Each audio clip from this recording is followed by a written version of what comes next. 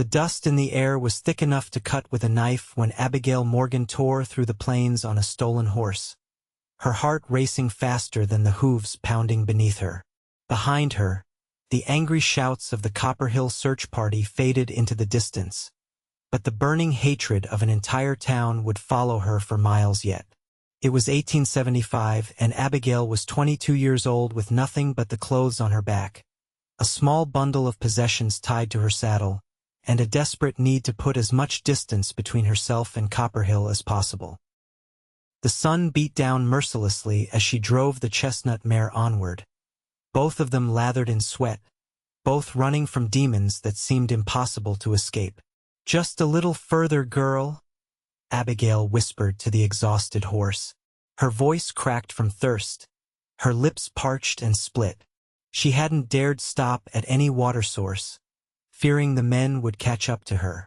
The bruise on her cheek throbbed, a painful reminder of why she had fled in the first place.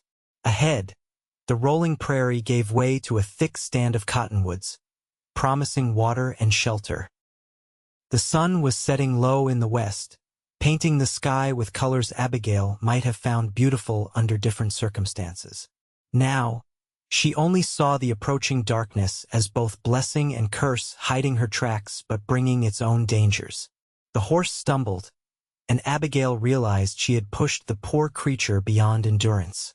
"I'm sorry," she murmured, finally pulling back on the reins. The mare's sides heaved with exertion as Abigail dismounted, nearly collapsing herself as her feet hit the ground. She led the horse toward the trees, her legs wobbly and weak. The sound of running water reached her ears, and both woman and horse perked up, finding renewed energy. A small creek wound through the cottonwoods, clear water tumbling over smooth stones. Abigail fell to her knees beside it, cupping her hands to bring the precious liquid to her mouth while the mare drank deeply beside her. After quenching her thirst, Abigail splashed water on her face, wincing as it touched the bruise. Her reflection in the water told a story she didn't want to remember: long auburn hair falling from what had once been a neat bun, dirt streaking her face, and that ugly purple mark high on her cheekbone where Sheriff Donovan had struck her. "Witch," he'd called her as the townspeople gathered around. "Devil woman."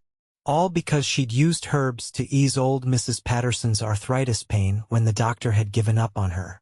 All because she could read and write better than most men in town and wasn't afraid to say so. All because she'd refused the sheriff's advances and then dared to speak about them. A twig snapped nearby, and Abigail froze, her hand instinctively reaching for the small knife hidden in her boot. She'd vowed never to be defenseless again. "Whoa there!" a deep voice called out. "I mean no harm." A tall figure emerged from between the trees, leading a dappled gray horse. In the fading light, Abigail could make out a man's silhouette, broad-shouldered, with a cowboy hat pulled low over his face. "You're on private property, madam," he said, his voice gentler now. "Though I can't blame anyone for stopping at this creek. Best water for miles."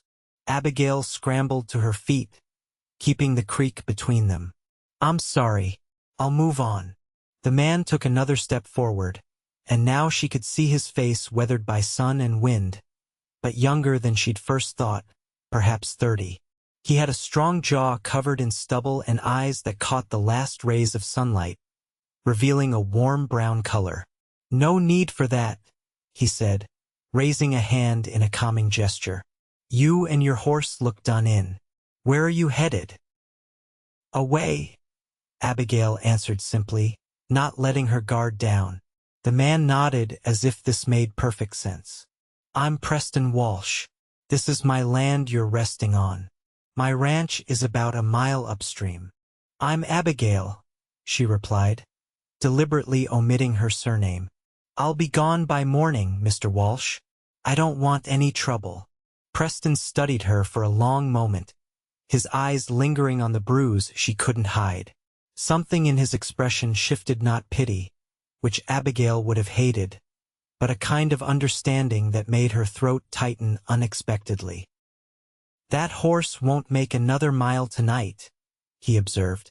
"And there's a storm brewing. I can smell it in the air." As if on cue, a distant rumble of thunder echoed across the plains. Abigail glanced up at the darkening sky, seeing the clouds gathering on the horizon. Her shoulders slumped slightly. She had nowhere to go, no plan beyond escaping Copperhill.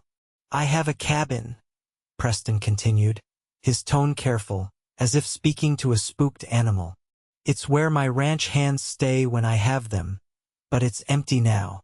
You can rest there tonight. Get your horse looked after too." Abigail's instinct was to refuse, to flee again. Men's offers rarely came without strings attached. She'd learned that lesson painfully well. "Why would you help me?" she asked bluntly. "You don't know me." Preston Walsh removed his hat, revealing dark hair that curled slightly at the ends.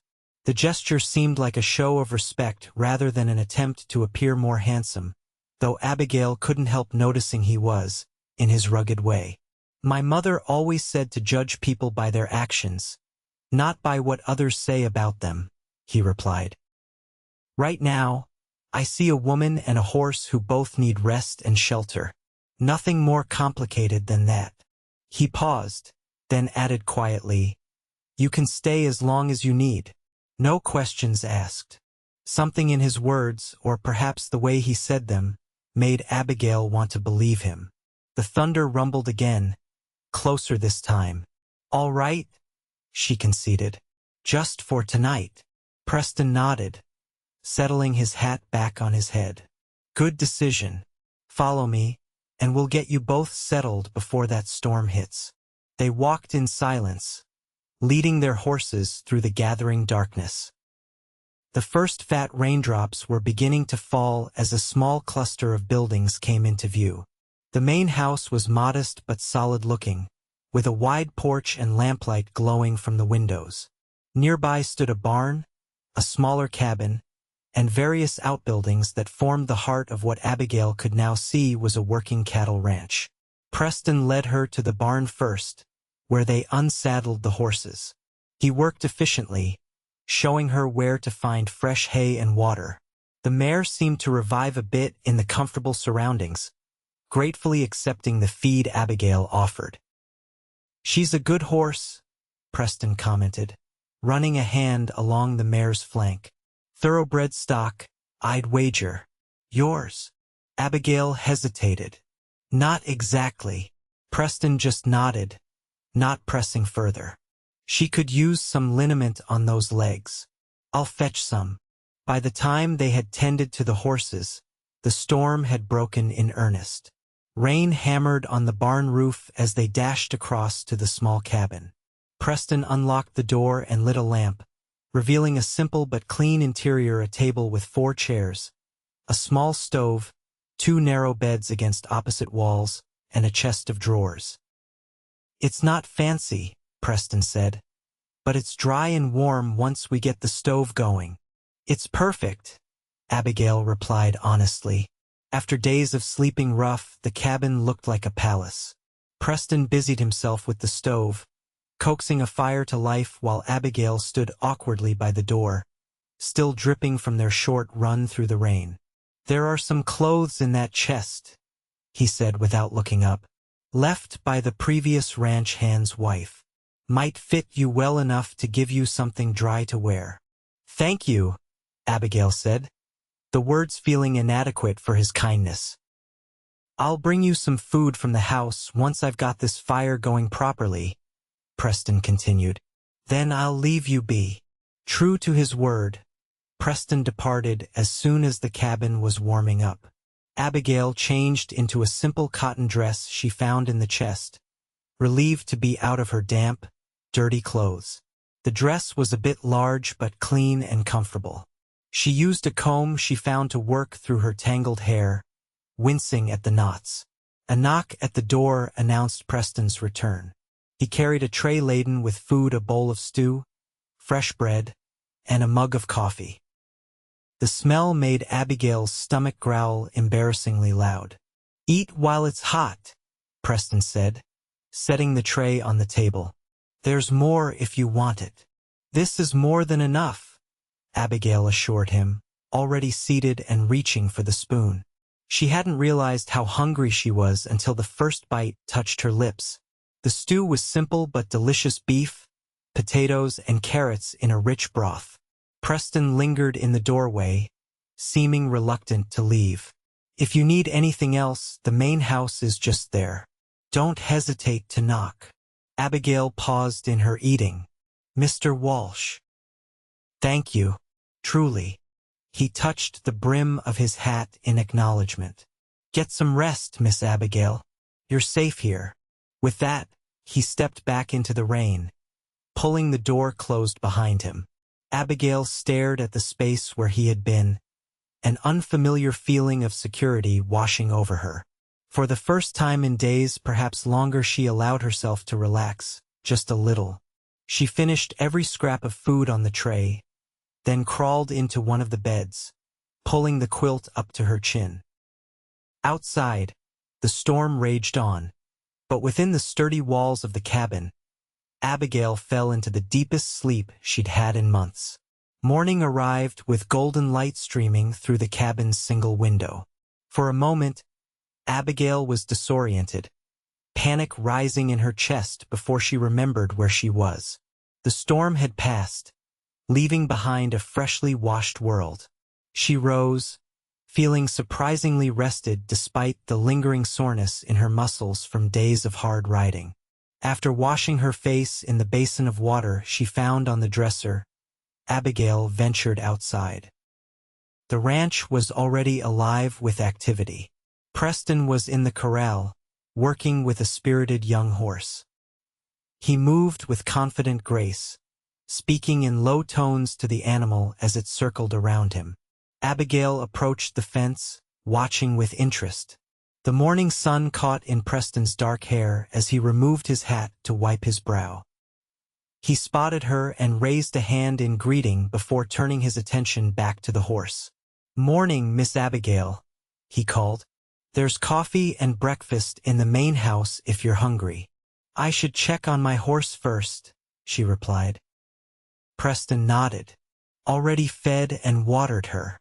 She's looking better this morning." Surprised and touched by his thoughtfulness, Abigail made her way to the barn.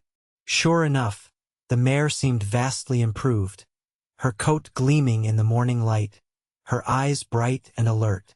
Abigail stroked her nose, murmuring soft words of apology for pushing her so hard. "She's a fine animal," a voice said behind her. Abigail turned to find Preston standing in the barn doorway, having finished with the young horse in the corral. "Yes, she is," Abigail agreed, guilt coloring her tone. "Stolen?" Preston asked directly, though without judgment in his voice. Abigail stiffened. "Yes," she admitted after a moment. "I had no choice." "I figured as much," Preston said, approaching slowly to stand beside her. He reached out to pat the mare's neck. "Given the state you both were in yesterday, I guessed you were running from something serious. Are you going to turn me in?" Abigail asked, raising her chin defiantly. Preston shook his head. "I said no questions asked, and I meant it. Whatever your reasons, they're your business." He paused, then added, "Though if you want to talk about it, I'm a good listener." Abigail studied him, trying to discern his motivations. In her experience, men were seldom kind without expecting something in return. Yet there was an openness to Preston Walsh's face that made her want to trust him. "I was accused of witchcraft," she said finally, the words tasting bitter on her tongue. "In Copperhill." Preston's eyebrows rose slightly. "Witchcraft? In 1875? That's medieval." "Small minds don't change with the times," Abigail replied. "I'm a healer. I use herbs, plants. Knowledge passed down from my grandmother. I helped people who couldn't afford the doctor, or whom the doctor couldn't help." Her hand unconsciously rose to touch the fading bruise on her cheek. "The sheriff didn't appreciate my rejection of his advances. When old Mrs. Patterson started telling everyone I'd cured her arthritis after the doctor failed, he saw his opportunity. Preston's expression darkened. "And that's how you got that bruise? The sheriff hit you?" Abigail nodded. "They were going to put me on trial. Everyone turned against me so quickly. People I'd helped, neighbors I'd known for years. The sheriff locked me up, but I managed to escape. Took his horse in the process." She gave a humorless laugh. "Added theft to my list of crimes. Sounds to me like you did what you had to do," Preston said, his voice gentle but firm. "No one should have to endure such treatment." "They'll be looking for me," Abigail warned. "I don't want to bring trouble to your door." Preston shrugged. "Copperhill's a good 30 miles east.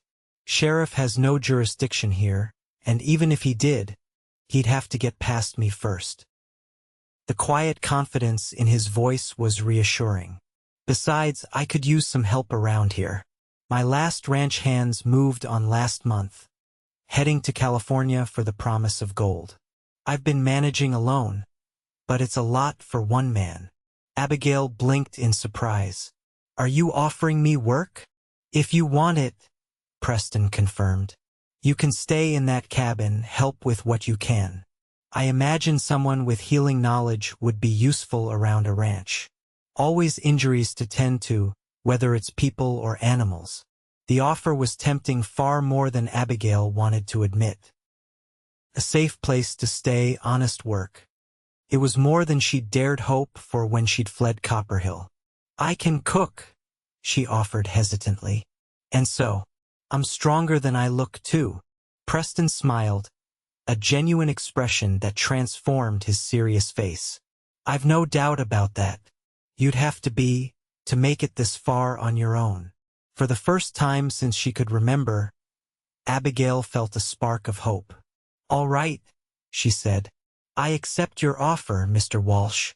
"Preston," he corrected. "If we're going to be working together, you might as well use my given name." "Preston," Abigail repeated, testing the name. "And you should call me Abigail." They shook hands formally, and Abigail couldn't help noticing how her smaller hand disappeared into his calloused palm. There was strength there, but also gentleness, much like the man himself. "Now," Preston said, releasing her hand, "let's get some breakfast in you. Can't have my new ranch hand working on an empty stomach." The days that followed fell into a pleasant rhythm. Abigail rose early each morning, preparing breakfast for them both in the main house's kitchen. Preston worked with the cattle and horses while Abigail tended to the vegetable garden that had been sorely neglected, mended clothes, and kept the house in order. In the evenings, they would sit on the porch, watching the sunset paint the vast sky in magnificent colors. Preston would smoke his pipe, the sweet scent of tobacco mingling with the prairie flowers, while Abigail sipped tea. Sometimes they talked, sharing stories of their lives before. Other times they sat in comfortable silence, each appreciating the simple peace of the moment. Abigail learned that Preston had inherited the ranch from his father 5 years earlier. He'd been running it ever since, building it into a modest but successful operation. He had no family left, having lost his mother to fever when he was a boy and his father to a heart attack. The solitude didn't seem to bother him, though he admitted the ranch felt more alive with her presence. For her part, Abigail shared pieces of her own past, growing up with a grandmother who taught her about healing plants, losing both parents to a typhoid outbreak when she was 16, moving to Copperhill to start fresh. She spoke of her love for books and knowledge, how she taught herself from her grandmother's library, expanding her healing skills beyond what she'd been directly taught. "You're remarkably educated for a woman without formal schooling," Preston observed one evening as Abigail explained the properties of various herbs she discovered growing near the creek. "Is that a compliment or a criticism?" Abigail asked, eyebrow raised. Preston chuckled. "Definitely a compliment. I've always respected people who seek knowledge, regardless of their circumstances." My mother was the same way. Father only had basic schooling, but she taught herself to read and write beautifully. Taught me too, before she passed. She sounds like a remarkable woman, Abigail said softly. She was, Preston agreed, his eyes distant with memory. You remind me of her sometimes. That same determination. Abigail felt her cheeks warm at the comparison, oddly pleased by it. As the weeks passed, Abigail found herself watching Preston when he wasn't looking, admiring the fluid way he moved on horseback, the gentleness with which he handled even the most difficult animals, the quiet competence he brought to everything he did. She caught him watching her too, sometimes, his brown eyes quickly averting when she noticed. One hot afternoon in July, about a month after her arrival, Abigail was hanging laundry on the line when she heard a commotion from the direction of the south pasture. Preston had ridden out that morning to check on the cattle, expecting to be gone most of the day. The sound of hooves approaching at speed made her turn, shading her eyes against the sun. Preston's gray horse was galloping toward the house, but something was wrong. The rider was slumped over the saddle, barely staying on. Abigail dropped the wet sheet she was holding and ran to meet them, her heart pounding with fear. "Preston!" she called as the horse slowed, recognizing home. He raised his head weakly. His face was pale beneath his tan, and he was clutching his side. Blood seeped between his fingers. "Snake spooked the horse," he managed to say as Abigail reached him. "Threw me against a rock outcropping. Caught me on something sharp." Abigail helped him down from the saddle, supporting his weight as best she could as they staggered toward the house. Preston was a large man, and though Abigail was strong for her size, getting him inside was a struggle. By the time they reached the bedroom, both were breathing hard, and fresh blood was soaking through Preston's shirt. "Let me see," Abigail commanded, helping him onto the bed. She unbuttoned his shirt with efficient movements, pushing the fabric aside to reveal a deep gash along his ribs. It was bleeding steadily but didn't appear to have hit anything vital. "You're lucky," she told him, already moving to gather what she'd need. "It's deep but clean. I can fix this." Preston managed a weak smile. "Good thing I hired a healer." Abigail worked quickly, cleaning the wound with whiskey that made Preston hiss through clenched teeth. She had been gathering healing herbs during her time at the ranch, drying them in bunches that hung from the kitchen rafters. Now she crushed some into a poultice, applying it to the wound before binding it tightly with clean strips of linen. "This will help prevent infection and speed healing," she explained as she worked. "You'll need to rest for a few days, though. No riding, no heavy lifting." Preston groaned. "The cattle will have to wait," Abigail interrupted firmly. "Or I can check on them. I can ride, you know." "I know you can," Preston said, his voice softening. "You're capable of just about anything you set your mind to, Abigail Morgan." It was the first time he'd used her full name, and Abigail realized she must have mentioned it at some point in their conversations. The way he said it, with such warmth and admiration, made her heart flutter strangely. "Rest now," she instructed, trying to sound stern despite the blush she could feel rising to her cheeks. "I'll bring you some broth later." Preston caught her hand as she turned to leave. "Thank you," he said simply, his brown eyes earnest. Abigail squeezed his hand gently before pulling away. "You took me in when I had nowhere to go. Caring for you now is the least I can do."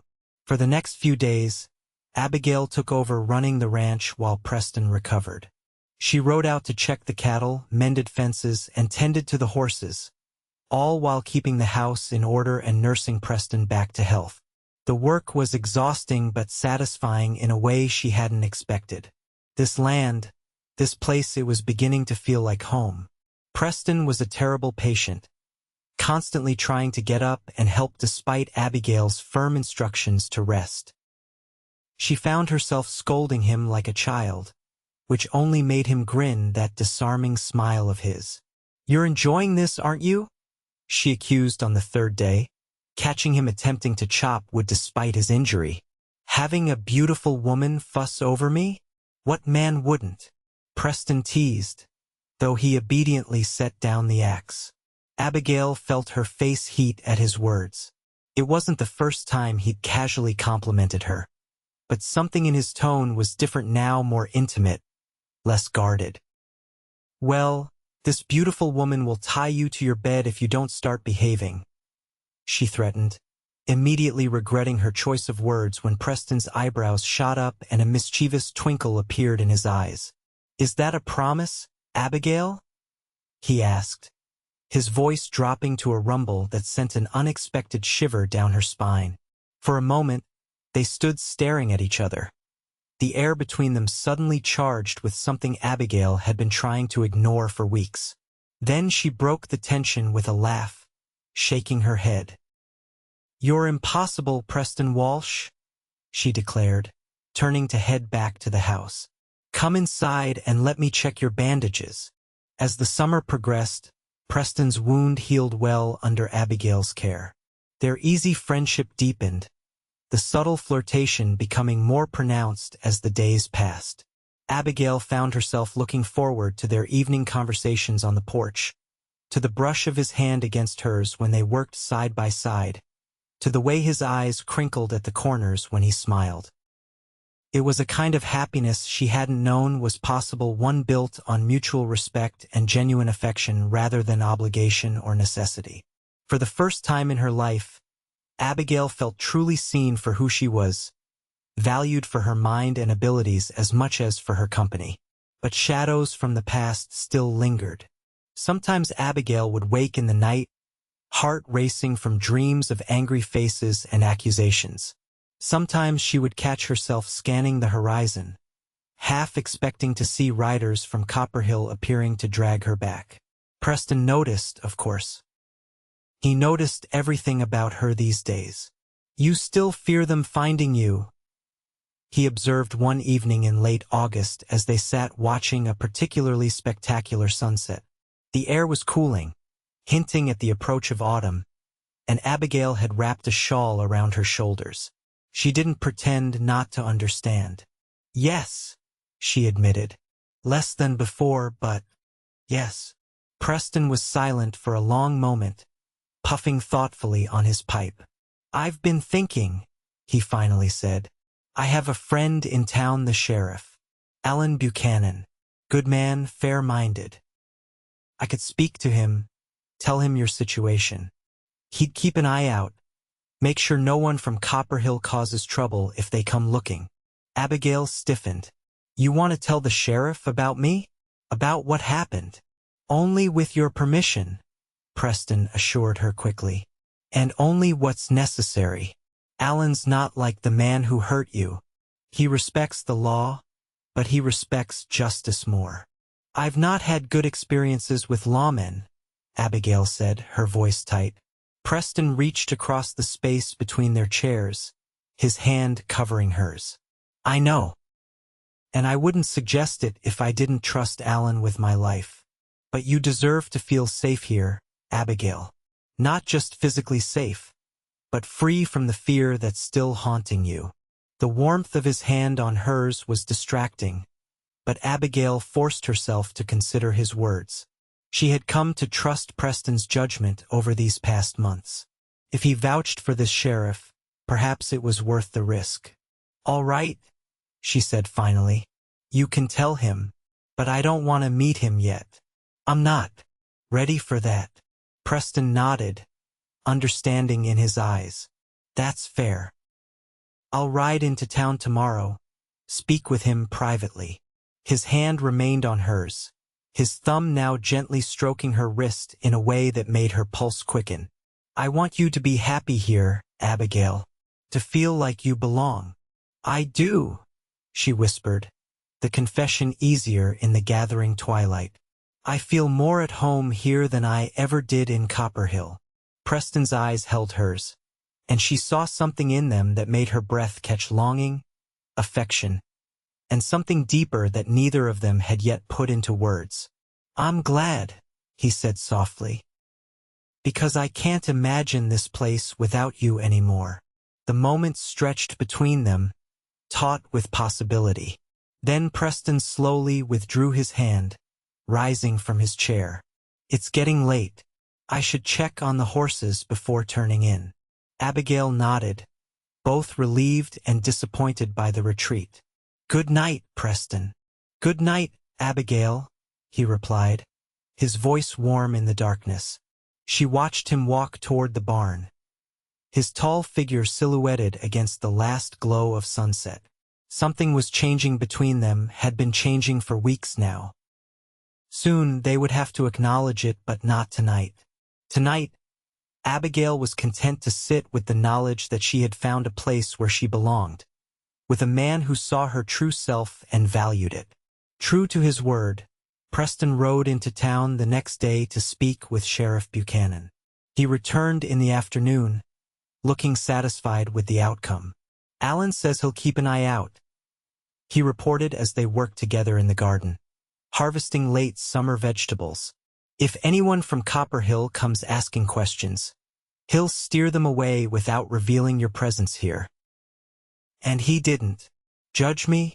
Abigail asked, unable to keep the vulnerability from her voice. Preston straightened from where he'd been pulling carrots, wiping his hands on his pants. "No, Abigail. If anything, he was outraged on your behalf. Said any sheriff who'd abuse his position that way deserved to lose his badge." He paused, then added, "He'd like to meet you someday when you're ready. His wife Emma, too. She's a kind woman, teaches at the town school." The idea of meeting new people, of potentially expanding her small circle of trust, was both frightening and appealing. "Maybe someday," Abigail allowed. "Not yet, but someday." Preston smiled, reaching out to tuck a stray lock of hair behind her ear. The casual intimacy of the gesture made Abigail's heart skip. "No rush," he assured her. "We have time." The simple phrase carried a weight of promise that lingered between them as they continued their work. As September arrived, bringing cooler weather and the first hints of autumn color to the landscape, the ranch grew busier. There was much to do before winter repairs to complete, food to preserve, cattle to move to lower pastures. Abigail and Preston worked side by side from dawn till dusk most days, falling into bed exhausted but satisfied with their progress. One crisp morning, Preston announced they would need to ride into town for supplies. "We're running low on flour, sugar, coffee, just about everything," he explained over breakfast. "And I need to speak with the blacksmith about some repairs." Abigail hesitated. She hadn't left the ranch since her arrival more than 2 months ago. The thought of facing strangers, of being exposed, sent a flutter of anxiety through her. Preston seemed to read her thoughts. "You don't have to come if you're not ready," he said gently. "I can manage alone." But Abigail straightened her shoulders, determination setting in. "No, I'll come. I can't hide forever." She managed to smile. "Besides, I should choose my own fabric if I'm to make curtains for the house before winter." Preston's face lit up with a smile that warmed her from the inside out. "That's my brave girl," he said, the endearment slipping out naturally. They set out after breakfast, riding side by side along the well-worn trail to town. Abigail on her chestnut mare, whom she'd named Liberty in a fit of irony, and Preston on his gray gelding. The day was perfect, clear blue skies, golden sunlight filtering through the trees, a gentle breeze carrying the scent of pine and prairie grass. "It's beautiful country," Abigail observed, drinking in the views. After so long confined to the ranch, even this familiar landscape seemed fresh and exciting. "It is," Preston agreed. "My father used to say God took extra care when he made Montana territory." "Your father was right," Abigail said softly. "I never thought I'd find such peace after leaving Copper Hill. I was just running, not thinking about where I'd end up, Preston glanced at her, his expression thoughtful. Sometimes the best destinations are the ones we never planned for. The town of Pine Ridge came into view as they crested a hill, a small but thriving community nestled in a valley, with a main street lined with wooden buildings, a white church steeple rising above the rooftops, and scattered houses spreading outward. Smoke rose from chimneys, and even from a distance, Abigail could see people moving about their daily business. Her anxiety returned, making her palms sweat on the reins. Preston must have noticed her tension, for he guided his horse closer to hers. "We won't stay long," he promised. "Just long enough to get what we need."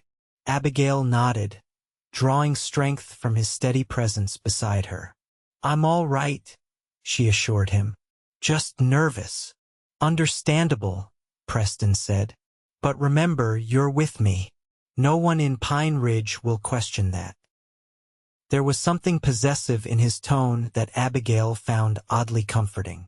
They rode into town side by side, drawing a few curious glances but nothing more.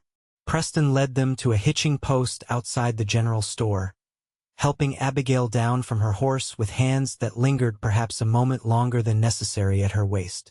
Inside the store, the proprietor greeted Preston warmly. "Walsh, about time you showed your face in town. Beginning to think you'd become a hermit out there." "Been busy, George," Preston replied with an easy smile. "Good harvest this year, and the cattle are looking fine for winter." George's curious gaze shifted to Abigail. "And who might this lovely lady be?" "This is Miss Abigail Morgan," Preston said, a note of pride in his voice. "She's been helping me run the ranch these past months." George's eyebrows rose slightly, but his smile remained friendly. "A pleasure to meet you, Miss Morgan. Any friend of Preston's is welcome at my store." "Thank you," Abigail replied, relaxing slightly at the simple acceptance. They spent the next hour gathering supplies, Abigail selecting fabric for curtains and some yarn for knitting while Preston handled the heavier items. The normalcy of the experience was reassuring. No one looked at her with suspicion. No one whispered behind their hands. She was just another customer, unremarkable in the busy store. As they were preparing to leave, the door opened, and a tall man in a sheriff's badge entered. Abigail tensed immediately, her hand instinctively seeking Preston's arm. Preston covered her hand with his own, squeezing reassuringly. "It's Alan," he murmured. "Remember, he's a friend." Sheriff Alan Buchanan spotted them and approached with a friendly nod. He was older than Preston, perhaps in his 40s, with graying hair at his temples and kind eyes that immediately put Abigail somewhat at ease.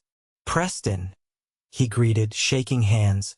His gaze shifted to Abigail, warm but not intrusive. "And you must be Miss Morgan. Preston's told me about you." "Sheriff," Abigail acknowledged, her voice steadier than she felt.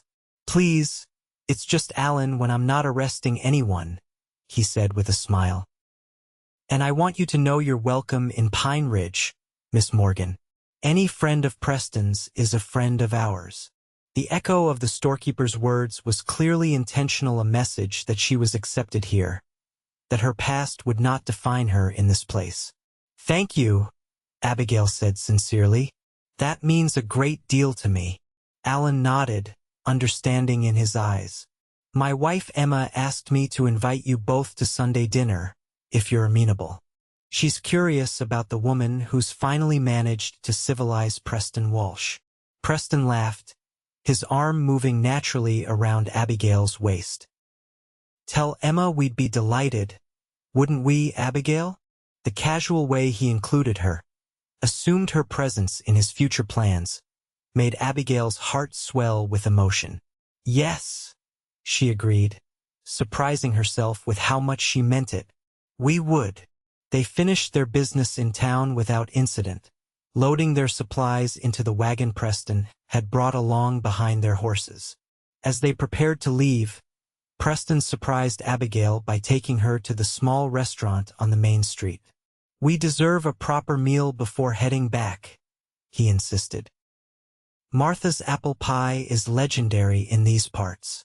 The restaurant was cozy and welcoming, with checkered tablecloths and vases of wildflowers on each table. Preston pulled out Abigail's chair for her, the gesture so naturally courtly that it made her smile. "What?" he asked, noticing her expression as he took his own seat. "For a man who's lived alone for years, you have surprisingly good manners," she observed. Preston grinned. "My mother would haunt me if I forgot them. She was very clear that a gentleman always treats a lady with respect, no matter the circumstances." "Your mother sounds wiser by the day," Abigail said, unfolding her napkin. "She would have liked you," Preston replied, his expression softening. "Strong, intelligent, compassionate. Those were qualities she valued above all others." The simple compliment warmed Abigail more than the cup of coffee the waitress set before her. They enjoyed a leisurely meal, talking and laughing as if they'd known each other for years rather than months. Abigail found herself more relaxed than she would have believed possible in a public place, drawing confidence from Preston's steady presence across the table. As promised, the apple pie was indeed wonderful, warm and fragrant with cinnamon, the crust flaky and perfect. Abigail closed her eyes in appreciation as she took her first bite, only opening them when she heard Preston's soft chuckle. "What?" she asked, mimicking his earlier question. "You look so happy," he said simply. "It suits you." The ride back to the ranch was peaceful, the wagon loaded with supplies, the afternoon sun warm on their backs. Abigail felt a new lightness in her spirit. The day had proven that she could venture beyond the safety of the ranch, that there were people willing to accept her without judgment or suspicion. "Thank you for encouraging me to come today," she said as they neared home. "It was healing." Preston glanced at her, his expression tender. "You're stronger than you give yourself credit for, Abigail. Always have been." They crested the final hill, the ranch coming into view below them. The sight of it, the sturdy house, the barn, the corrals, all bathed in golden afternoon light, filled Abigail with a sense of belonging so profound it brought tears to her eyes. "What is it?" Preston asked, noticing her emotion. "It's just..." Abigail struggled to find the words. "When I ran from Copperhill, I never thought I'd find a home again. Somewhere I felt safe, somewhere I belonged." She met his gaze, allowing him to see the depth of her feelings. "You gave me that, Preston.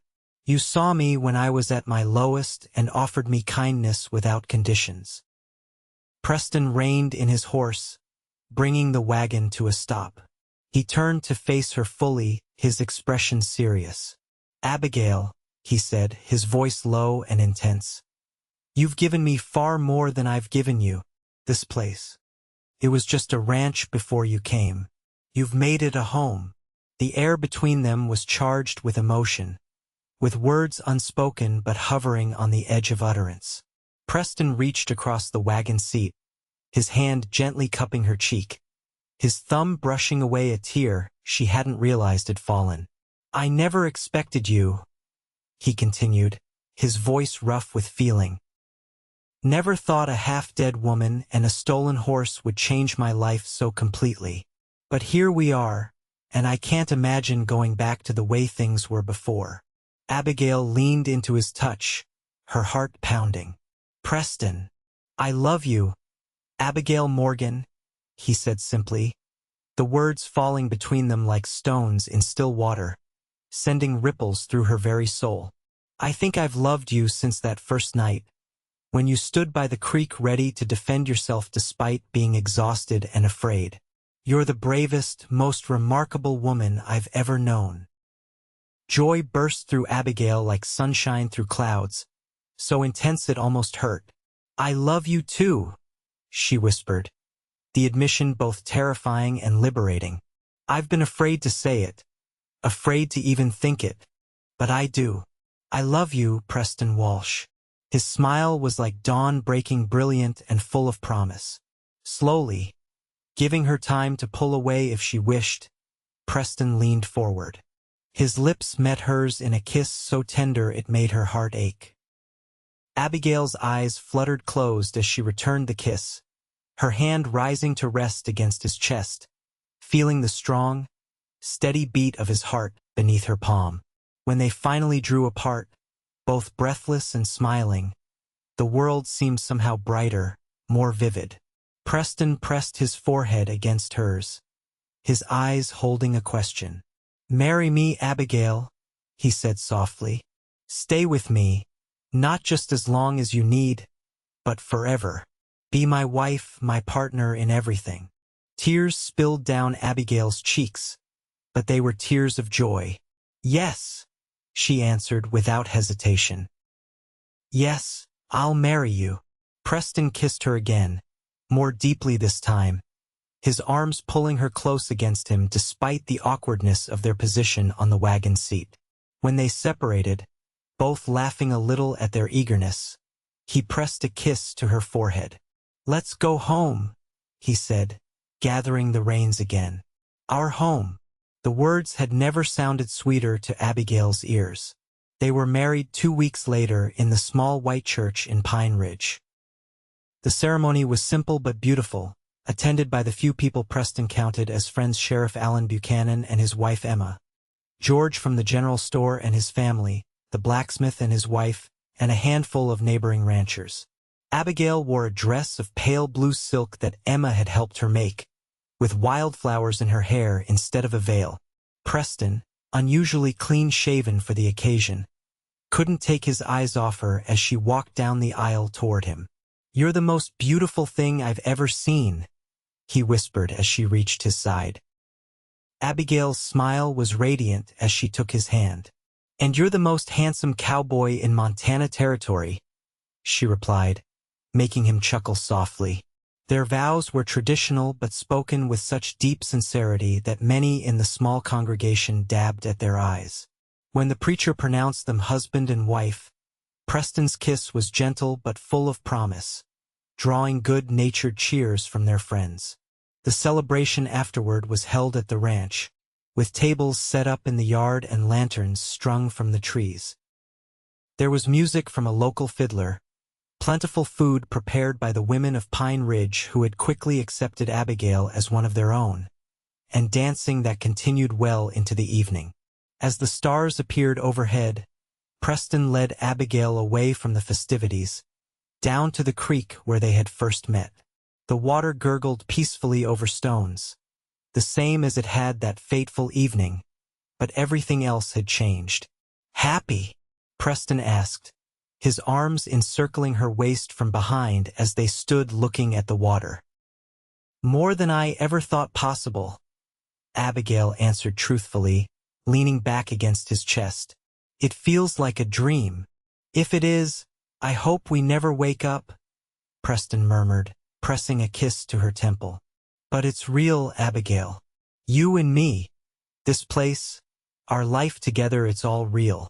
She turned in his arms to face him, reaching up to touch his cheek. In the silver moonlight, his features were softened but still beloved: the strong jaw, the kind eyes, the smile that was hers alone. "I used to be so afraid," she confessed. "Every day in Copperhill, I lived in fear of saying the wrong thing, of drawing attention, of being judged and found wanting. Even after I escaped, the fear followed me." She shook her head in wonder. "But not anymore. You've shown me what it means to be truly safe, truly accepted." Preston's arms tightened around her. "No one will ever hurt you again," he promised, his voice fierce with protection. "Not while I draw breath." "I know," Abigail said simply, believing it with her whole heart. "And I'll always be there for you too, partners in everything." They sealed the promise with a kiss that spoke of all their tomorrows, of seasons changing, of a family growing, of a love deepening with each passing year. When they finally returned to their guests, It was with the peaceful certainty of two people who had found in each other exactly what they needed. 10 years later, Abigail stood on the porch of the ranch house, watching as Preston taught their 8-year-old son Peter to ride his new pony. Their 6-year-old daughter Mary sat on the corral fence, cheering her brother on with enthusiastic claps. The youngest, 3-year-old William, clung to Abigail's skirts, his thumb in his mouth as he watched the proceedings with wide eyes. The ranch had prospered over the years, growing from Preston's modest operation into one of the most successful in the region. The original cabin where Abigail had first stayed was now used for guests, while the main house had been expanded to accommodate their growing family. Abigail's reputation as a healer had spread throughout the territory. People came from miles around seeking her remedies, her knowledge of herbs and natural medicines complementing the doctor who had finally settled in Pine Ridge. No one whispered of witchcraft or evil, only of the talented Mrs. Walsh, whose gentle hands had helped so many. The sheriff from Copperhill had indeed come looking for her, about a year after her escape. Alan Buchanan had met him at the town limits, backed by several local men including Preston. The confrontation had been brief, Alan making it clear that Abigail Morgan was now Abigail Walsh, a respected member of the community and wife of one of the area's most prominent ranchers. The sheriff, outnumbered and out of his jurisdiction, had retreated with empty threats that came to nothing. Abigail smiled at the memory. The fear that had once defined her life was now just that, a memory, fading with each passing year of happiness. "Mama, look at me," Peter called, guiding his pony in a careful circle as Preston looked on with pride. "I see you, sweetheart," Abigail called back. "You're doing wonderfully." Preston glanced up at her voice, his face breaking into the same warm smile that still made her heart skip after all these years.